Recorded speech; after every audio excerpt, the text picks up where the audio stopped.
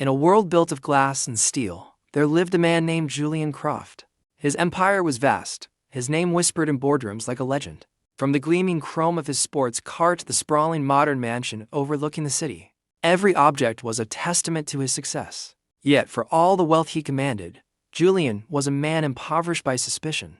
He saw every outstretched hand as a grasp for his wallet, every smile a mask for avarice. He believed that his fortune was a magnet for the insincere, a gilded cage where genuine connection could never enter.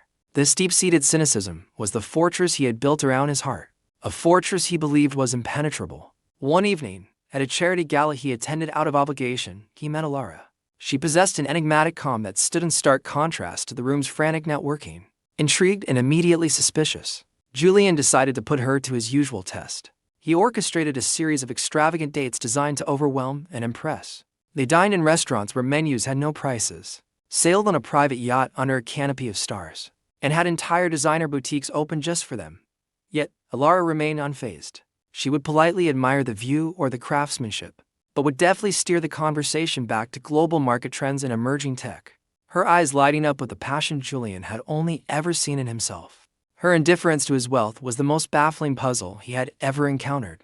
The frustration mounted until Julian could no longer contain it. On a terrace overlooking the glittering city, he finally confronted her. He accused her of playing a long game, of being the most cunning gold digger he had ever met. He laid out his case, detailing her lack of awe, her calculated questions about his business strategies.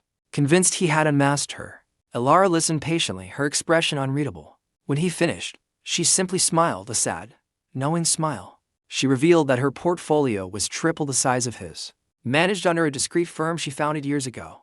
She had been interested in him, the man who built an empire from nothing, not the magnate who owned it. She had hoped to find a partner, an equal, but instead she found a prisoner of his own fortune. In the ensuing silence, Alara departed, leaving Julian alone with the echo of her words. The city lights below seemed to mock him, each one a reminder of the brilliant connection he had just extinguished. He stood humbled, a king in a lonely castle, realizing his cynicism was a debt that had finally come due, costing him something far more valuable than money.